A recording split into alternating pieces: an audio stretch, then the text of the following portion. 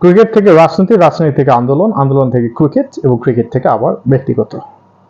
যে পরিমাণ সমালোচনা হচ্ছে সাকিবের নামে, আপনি একবার ভাবুন তো একজন ব্যক্তির পক্ষে কতটুকু সম্ভব এত পরিমাণ সমালোচনা সহ্য করা। আপনি বা আমি হলে কি করতাম? সাকিব আল হাসান দেশের প্রতি যদি অবদান বলেন, ক্রিকেটে তার অবদান ব্যাপক, এটা অনস্বীকার্য। কারণ ক্রিকেটে উনি বাংলাদেশের প্রতীক এবং বাংলাদেশকে ক্রিকেট ইতিহাসে সবচেয়ে ব্র্যান্ডিংটা যদি করে থাকে সাকিব আল হাসান। এ পর্যন্ত বাংলাদেশ ক্রিকেট ইতিহাসের যে অবদান, সর্বমোট সব খেলোয়াড়ের থেকে তার অবদানটাই বেশি, এটা আপনাকে স্বীকার করতেই হবে।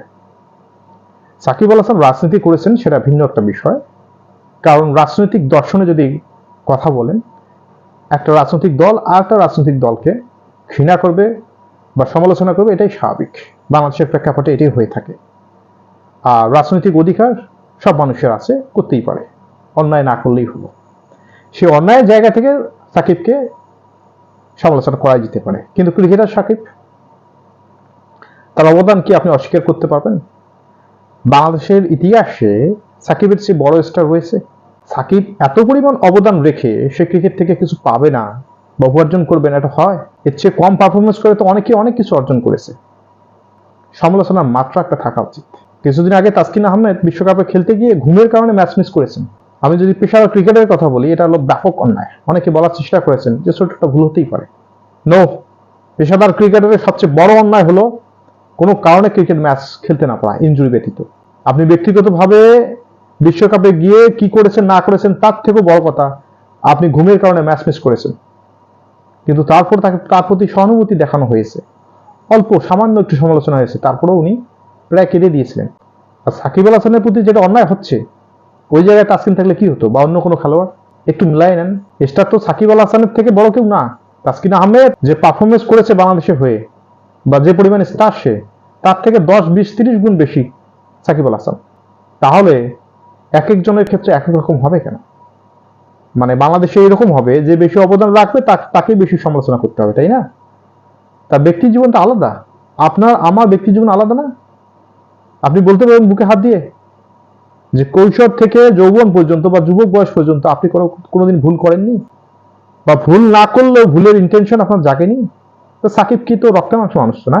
সাকিব যদি ভুল করে থাকে, তার ফ্যামিলি রয়েছে, তারা সেটা দেখে নেবে। তেমন কোনো স্পষ্ট প্রমাণ নেই যে এটা নিয়ে এত সমালোচনা করতে হবে। আমি সাকিব দর্শকদের বলতেছি, সাকিবকে আপনারা ভালোবেসেছেন তার ক্রিকেট দিয়ে, তো তাই না? ব্যক্তি জীবন দিয়ে তো নয়।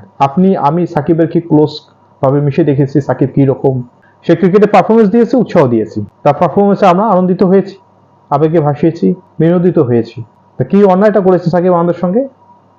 ব্যক্তিগত ভুল ত্রুটি তার থাকতেই পারে, তার আলাদা জীবন দর্শন থাকতেই পারে, রাজনৈতিক দর্শন আলাদা থাকতে পারে। তার ওই ব্যক্তিগত জীবনের ছবি প্রকাশ করে যেভাবে সমালোচনা করা হচ্ছে, তার বিন্দুমাত্র তো প্রমাণ নেই, বিন্দুমাত্র সত্যতা আমাদের জানা নেই। তাহলে এটা করা হচ্ছে কেন? একটা মানুষের ব্যক্তিগত জীবন নিয়ে ভাবুন একবার। আপনাকে আমাকে কেউ যদি ন্যূনতম সমালোচনা করে, আমি তাসকিনের উদাহরণ তো দিতাম, তাসকিন সহ্য করতে পারেনি, তো মামলা করার হুমকি দিয়েছিল। ওই সাকিব তো এই কাজটা কখনোই করেন। আপনারা কি প্রমাণ করতে চাচ্ছেন? এটাই যে ভবিষ্যতে বাংলাদেশে আর কোনো জন তারকা না তৈরি হয়, বা বাবা মা তাদের ছেলে বা মেয়েদেরকে তারকা তৈরি করতে ভয় যেন পায়, এটাই তো চাচ্ছেন নাকি? ক্রিকেট যতদিন থাকবে বাংলাদেশে, সাকিবের অবদান আপনাকে মনে রাখতেই হবে। ব্যক্তি সাকিব কি হলো না হলো, এটা তো আমার ব্যক্তি বিষয় না। আমরা নানান সময়ে নিজেদের জীবনে নানান কিছু করেছি, এটা নিয়ে কখনো ভেবেছি আমরা? তো সাকিব এটা নিয়ে ভাববো কেন? বাবার বিষয় একটা, উনি আইডল, কিন্তু তার তো কোনো প্রমাণ নেই যেটা নিয়ে আমরা ভাবতেছি বা বিতর্ক করতেছি বা সমালোচনা করতেছি। সাকিবকে খেলতে দিন। সাকিব আপনাদের ব্যাপারে কোনো অভিযোগ আনেনি, আপনাদের দেশের জন্যই খেলতেছে, আপনাদের জন্যই খেলতেছে। সাকিব এদেশেরই মানুষ, সাকিব এদেশেরই সন্তান।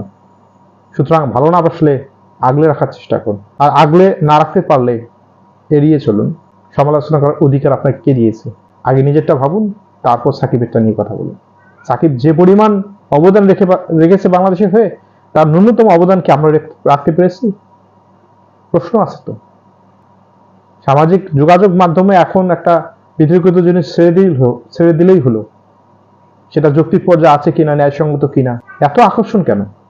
নেগেটিভিটিতে এত আকর্ষণ কেন এই জাতির? আমরা কি ধরনের জাতি তৈরি করতেছি? ইতিবাচক চিন্তা ভাবনা না করে শুধু নেতিবাচক চিন্তা ভাবনা করি এবং নেতিবাচক দিকগুলো আমাদের ভালো লাগে, আমরা ওগুলোই কালচার করি, দিনে দিনে তো আমরা নেতিবাচক জাতিতে পরিণত হচ্ছি। এটাই কি আমরা চাই ভবিষ্যতের বাংলাদেশ? বাংলাদেশ কি এভাবেই বিনির্মাণ হবে? ভেবে দেখুন তো একবার। ধন্যবাদ সবাইকে।